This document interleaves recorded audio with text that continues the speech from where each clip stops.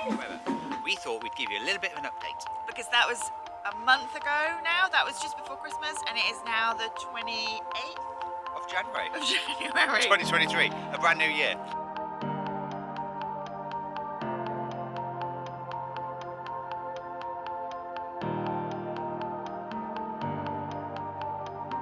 Where are we, Lou?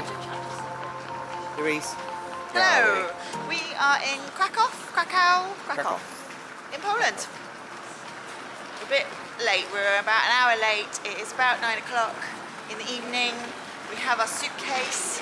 We've got all 3 kids with us this time. I say all, 2 of us in. Quick scan. There you go. Yeah, nobody wants to be in it. They're all too beautiful. They know it'll just be too much for everybody. So yeah, find our way to the hotel. Collapse.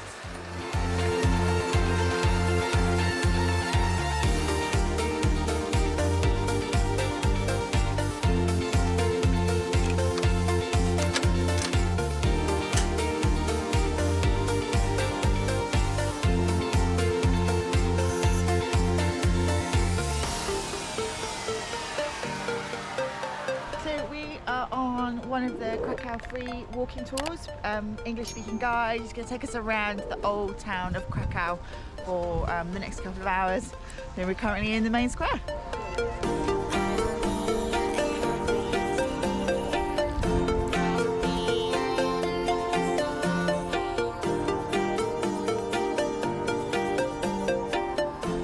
So the guy was just telling us now, Dale, who's the tour guide, who's really good actually, he was just telling us that there's a museum just there, which is called the Underground Museum, and it takes you underground because Krakow is actually 4 meters higher now than it was way back in the day. And there's that little church just there, little white church, that you can see. It's actually got 2 entrances. One is at this ground level and the other one is 4 meters down. Gonna go have a look at that.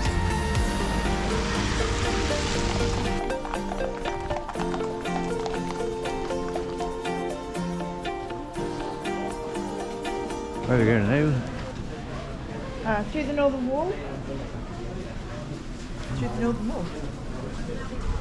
And the northern wall was kept because they convinced the people who were thinking about tearing it down in the 18th century, I think it was. They were going to get rid of all of the walls, but they convinced them to keep the northern wall by telling them that it protected Krakow from the cold northern winds of winter and therefore disease and all that kind of thing. And it worked because they weren't sure enough that it wasn't true. Talk to me. Stop anyway. Hello.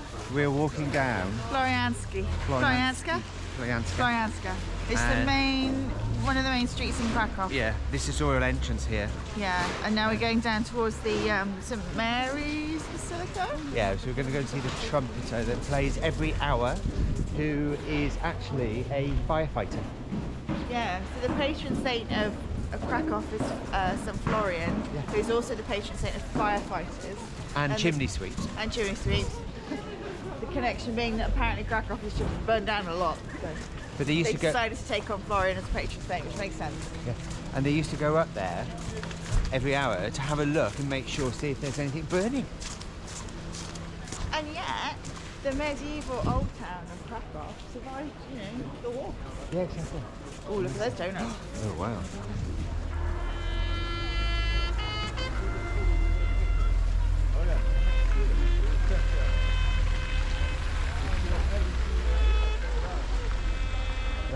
So St Mary's Basilica just behind us there, you've just seen the trumpeter play. They play every hour, and the reason behind that is to make sure that they are awake.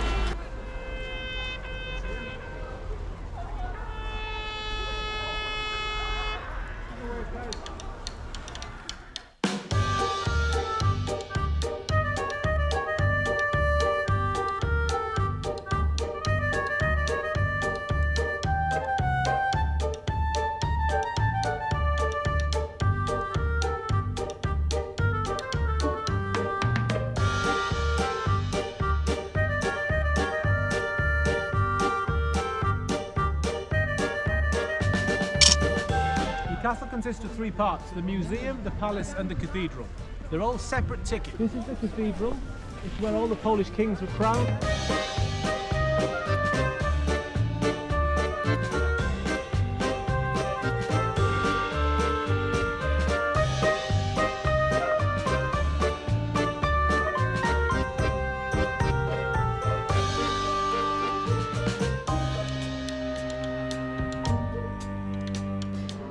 So we're in a milk bar in Krakow, which is a Soviet-era cafe where I think they used to do a lot of dairy products because they were inaccessible, too expensive, so you just come here for milk and cheese. Sure. But now you can get anything here. I've got beef goulash, no, pork maybe. It's goulash on top of potato pancakes. Amazing. It does look amazing. No, I've got some mashed potato. And this is a casserole, which I thought was going to be like a casserole as we would know in the UK. But it's not, it's just cooked in a casserole style. But it's cheese and mushrooms and mayonnaise. Later that evening, we encouraged the kids out of our hotel room and went back out with our guide Dale for a tour of the Jewish quarter of Krakow. Before the Second World War, 64,000 Jewish people lived in Krakow, but only 10% survived the war and even less returned. The memory of those who died is honoured in Ghetto Hero Square, where 70 chairs symbolise the empty seats that the residents of the ghetto left behind.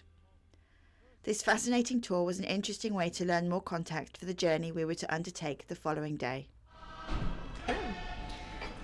So we are in a Polish restaurant near the hotel and we're trying some dumplings.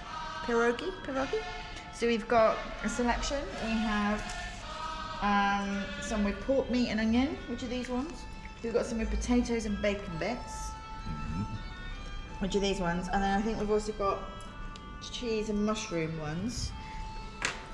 And then we've got cabbage rolls.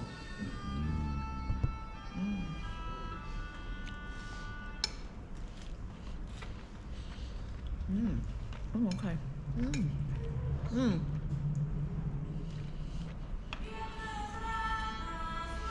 You know, like Chinese, when you go to like, what's the place called with the noodles?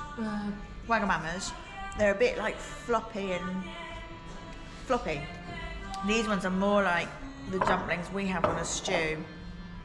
It's almost suety pastry. Good morning. Okay, so it's Saturday morning now. It's like it's the third day we've been in Poland. We're just getting ready. It's about 6:30 in the morning, which is early for the kiddos. But we're off to Auschwitz today and the salt mines. So we're going to see how the recording goes today. It might not be appropriate to film. It might be. And there might be a lot of filming with very little audio. So it's going to be a very solemn day, but it's very important to our history. So we're going to be off. So we'll see you later.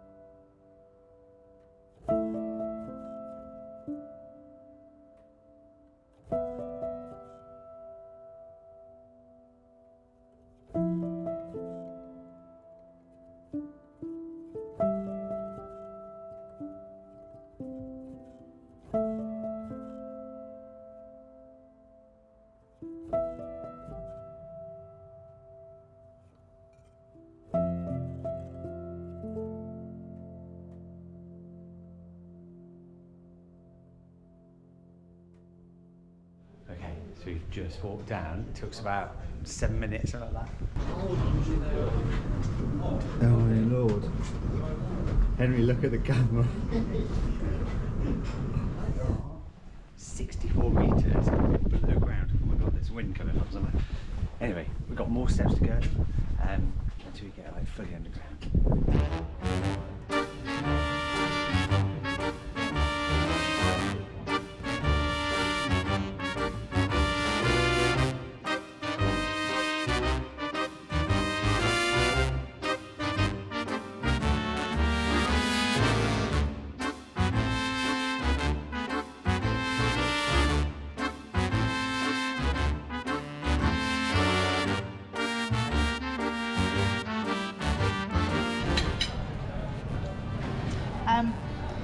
So we have just finished the tour of the salt mines here. I think we're just outside Krakow actually. I don't think we're very far outside Krakow. We've been to Auschwitz this morning, had some lunch, travelled, and then we've done a couple of hours walking around the salt mines. Really interesting.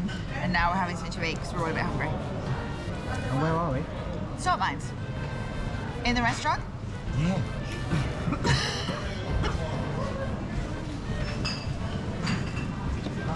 And we're going to try cherries, I think.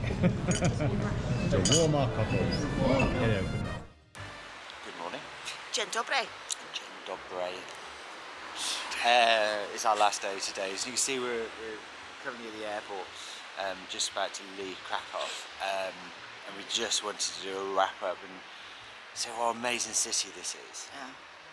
I think we were both taken aback by its beauty, its culture, its history. It's so welcoming. Yeah. And economic as well. You know, Good value for money. Value for money was amazing. Yeah. So we will definitely be back. But Yeah. the other thing we wanted to mention as well was our visit to Auschwitz, which you would have seen on the some of the footage. We debated a lot about going to Auschwitz and actually taking the children. We made the decision to go, didn't we? Because it's part of history that you just can't erase anyway, unfortunately. And it's important for them to learn and understand what actually happened while we're here. And to feel it and see it, I think. You can read about these things in books, can't you? But until you see and are there and are present and have the emotion of it, I think it doesn't land so well. No. So yeah. So we highly advise to go if you come to Krakow. It's not an easy day. It's not an easy day at all. And it's a long day as well. Yeah. Early start and a later finish. Yeah. But which is not ideal with teenagers. No. But it was worth doing. Worth doing, yeah. Right, so we are due for our flight home now, so we're going to dive in. We will catch you on the next time. Thank you ever so much for watching. We really appreciate it. Yeah. This is our last recording for 2022. You're probably watching this in 2023. But as always with us, there's more stuff coming. We'll probably get Louise on another comedian, shall we? Anyway, that's it for now. Subscribe and like. Happy New Year. Happy New Year. And bye-bye. Bye. Bye. That's a bit scary. 1, 3. Dear guest, your meal is ready. First, second, third, fourth. Tray with blue light on is your meal. Be careful when picking it up.